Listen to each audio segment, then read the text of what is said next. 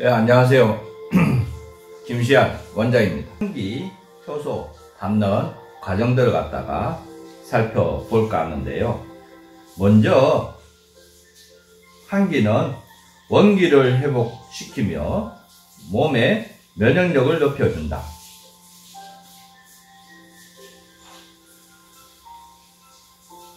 땀샘을 조절해 땀을 많이 흘리거나 적게 흘리는 증상을 개선시켜준다. 월경시 과다출혈, 자궁출혈 등을 치료하는 데 효능이 있다. 피부 저항력을 높여 여드름, 잡티 등을 트러블을 효과적으로 막는다. 몸의 면역력을 높여준다.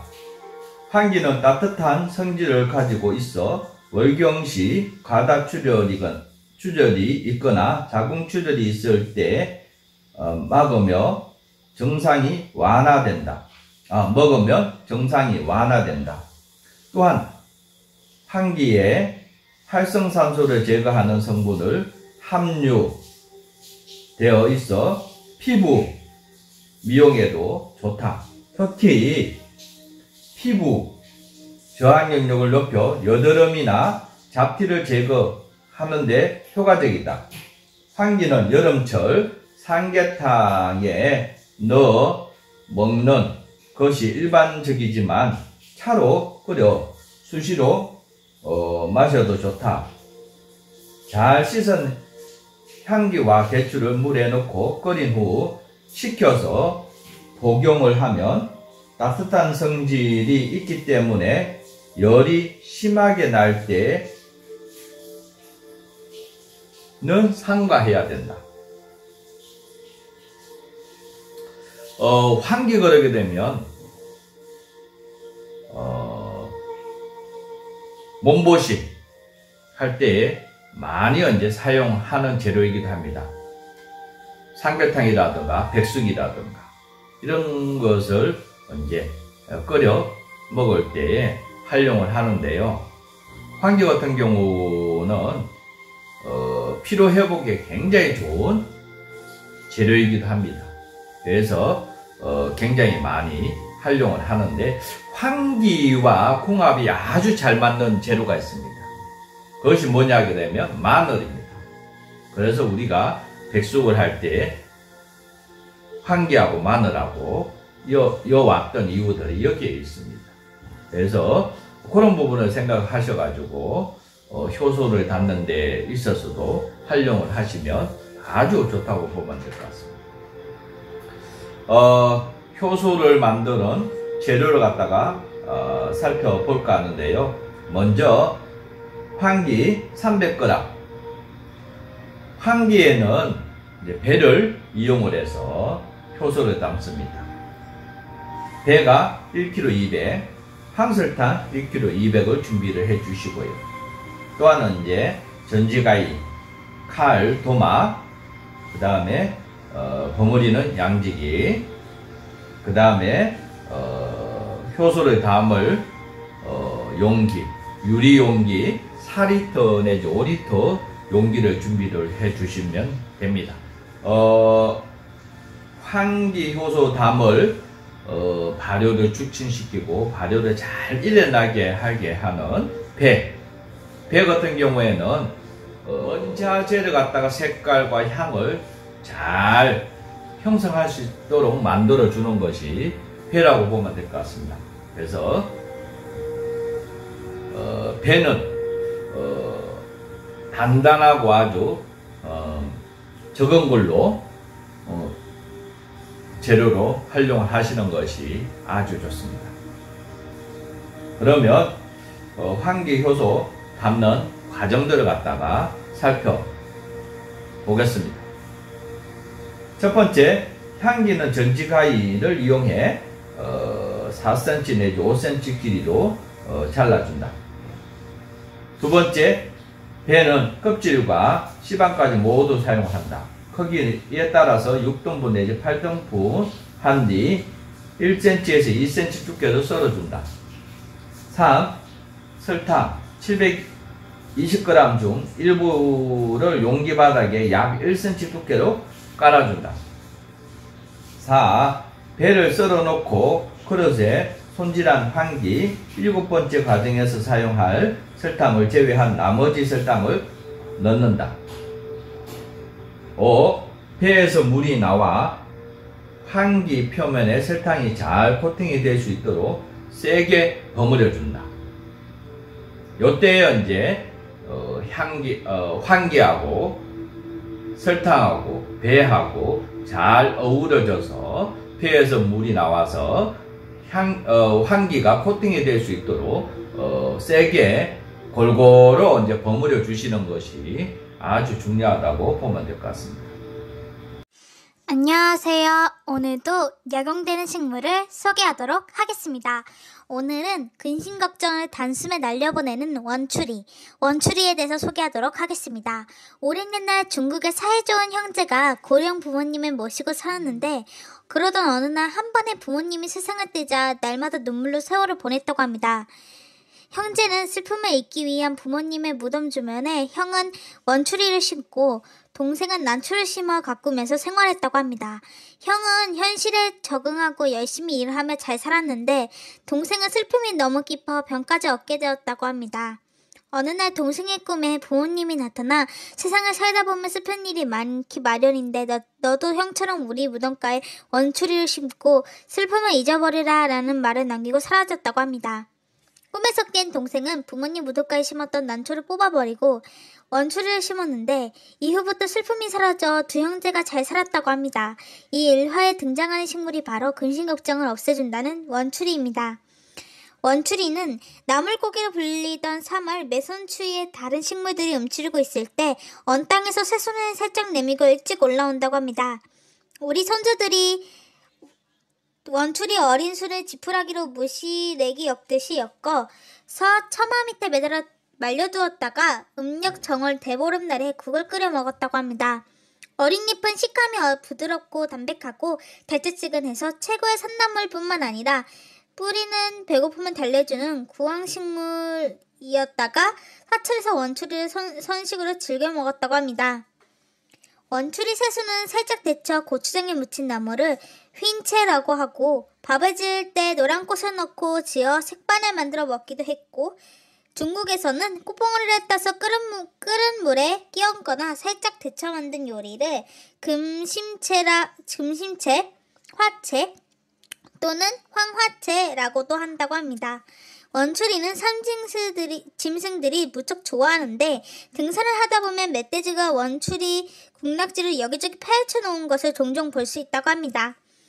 원추리는 백합과 원추리 속 11살이 초본식물로 중국, 일본 등 전 세계적으로 20여 종이 분포하고 우리나라에는 전국과 산과들, 길가에서 흔히 볼 수 있는 원추리, 잎 등이 전체적으로 소형인 각시원추리, 꽃에 붉은 무늬가 들어있는 왕원추리 등 10여 종이 자생한다고 합니다. 원추리는 맨날 꽃이 크고 아름다워 정원이나 대로변, 화단에 많이 심기 때문에 주변에서 흔히 볼 수 있다고 합니다. 원추리는 4cm, 4m 정도 자라고 잎은 부채살처럼 올라오다가 점점 골이 파진 잎줄기로 변하고 나중에는 활처럼 휘어진다고 합니다. 여름에는 튼튼한 줄기 즉 꽃대가 올라와 끝에 나팔 모양으로 큼지막한 꽃을 피우는데 낮에만 피는 하루살이 꽃이라고 합니다. 원추리는 담즙 분비를 촉진하고 소변을 잘 나오게 하고 신경과민이나 스트레스를 해소하고 마음을 안정시켜준다고 합니다. 항염증 및 지혈작용을 하고 결핵균에 대한 항균작용을 하고 우리 몸에 열을 내려주고 갈증을 멈추며 가슴이 답답한 것을 풀어준다고 합니다. 맛은 달고 성질은 서늘하고 우리 몸의 심장과 비장, 폐를 이롭게 하는 약재이고 원추리는 뿌리 외에 잎과 꽃도 약재로 쓸 수 있고 어린 잎은 10cm 정도 올라올 때 따서 끓은 물에 데쳐 찬물에 2에서 3시간 정도 우려낸 뒤 나물로 먹는다고 합니다. 새순을 말려두었다가 밥을 지을 때 넣어 원추리 나물밥을 만들어 고추장이나 된장에 비벼 먹으면 일미입니다. 장아찌, 튀김, 부침, 된장국, 김치찌개에 넣어 먹거나 다른 채소와 함께 즙을 내어 마시고, 꽃은 그냥 먹으면 밋밋하지만 살짝 찌거나 덮고 차로 만들면 노란물이 우러나와 보기 좋다고 합니다. 꽃이 피기 전에 따서 차로 만들어 쓰고 35도 술에 담그거나 말려 가루 내어 밥에 얹으면 노란색 밥이 된다고 합니다. 뿌리는 가을부터 이듬해 봄까지 채취하여 살짝 쪄서 말려 달여 마시거나 35도 술에 담가 음용합니다. 원추리에는 알칼로이드 성분의 콜히친이 함유되어 있어 생으로 섭취하게 되면 1시간 이내 구토나 구역질, 설사, 어지럼증이 발생할 수 있고 반드시 끓은 물에 데쳐 찬물에 충분히 우려낸 뒤에 사용해야 한다고 합니다. 찬물에 우려냈다고 하더라도 1회 40g 이상 복용하게 되면 체질에 따라 설사를 동반할 수 있으므로 1회 10에서 20g 이상은 복용하지 않도록 유의해야 한다고 합니다. 여기까지 원추리에 대한 소개였습니다. 영상 이어서 보시죠. 6번째, 잘 버무린 환기와 배 준비된 용기에 70% 정도만 담는다. 7번째, 4번째 가정에서 남겨두었던 설탕을 환기와 배가 안 보일 정도로 덮어주고 밀봉을 한다. 8번째, 발효가 시작되면 위에 덮어주었던 설탕들이 점차 사라진다. 이 설탕이 30%쯤 남아있을 때 남겨두었던 40%의 설탕을 2회 내지 3회 분량으로 나누어 2, 3회 걸쳐 덮어준다.